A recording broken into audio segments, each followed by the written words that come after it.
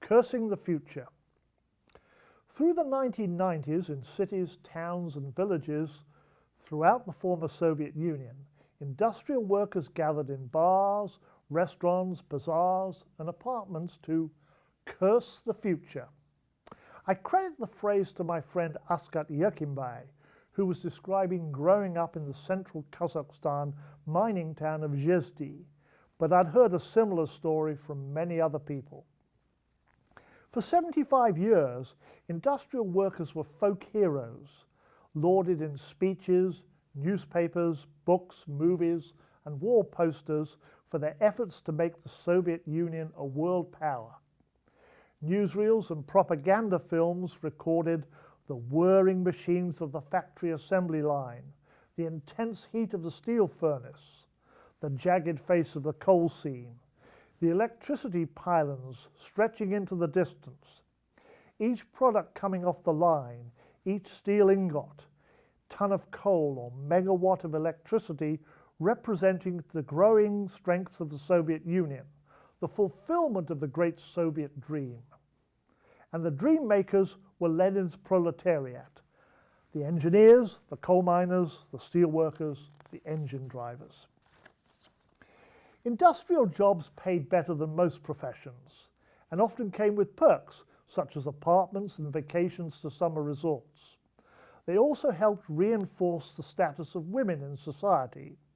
The Soviet Union never needed a Rosa the Riveter because women were always in the industrial workforce.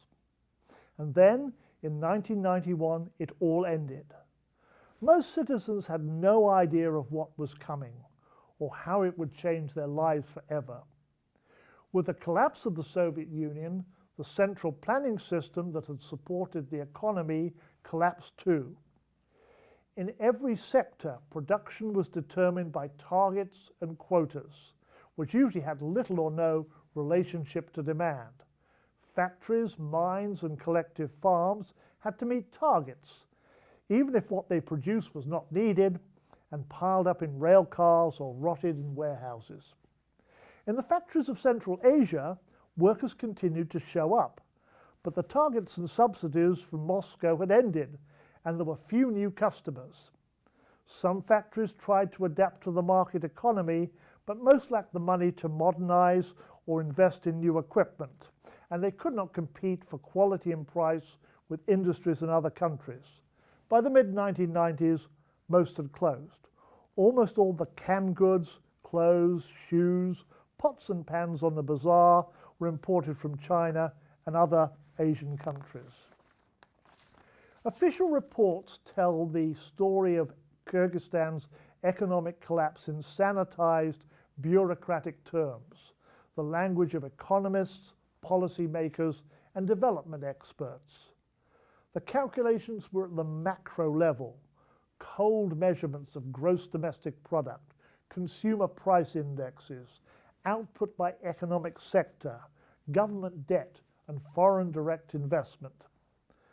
The economic statistics were sometimes based on questionable data. One year, the government, in an attempt to convince foreign donors and investors that the economy was actually picking up, declared that the unemployment rate had dropped below 10% for the first time since independence. Even government supporters were incredulous. It turned out that in its sample, the statistical agency had included every tout hawking cigarettes, pirated cassettes, and home brew on the streets as a, quote, self-employed market vendor. The real rate was probably at least 40%. None of the reports and statistics told the human stories of dislocation, especially for industrial workers. Their skills were not needed in the new economy, and there were few opportunities for retraining. Some left for Russia, hoping to find jobs, but the situation in many Russian regions was as bad as in Central Asia. A few started private businesses or worked as drivers.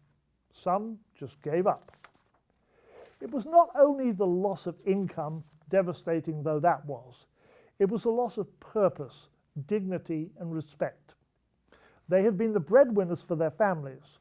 Now they had no jobs and no prospects.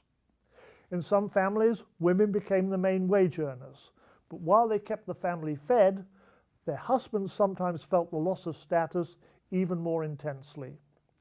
Back in the good old days, industrial workers could afford a bottle of vodka or cognac for a party or holiday celebration. Now, some turn to the bottle to try to forget their plight. Official reports in the economy do not figure in the social costs of alcoholism, depression, broken marriages, domestic violence, and suicides. It's not surprising that the engineers, miners, and steelworkers were nostalgic for the Soviet Union. They denounced Gorbachev as a traitor and cursed a future that seemed to offer them nothing.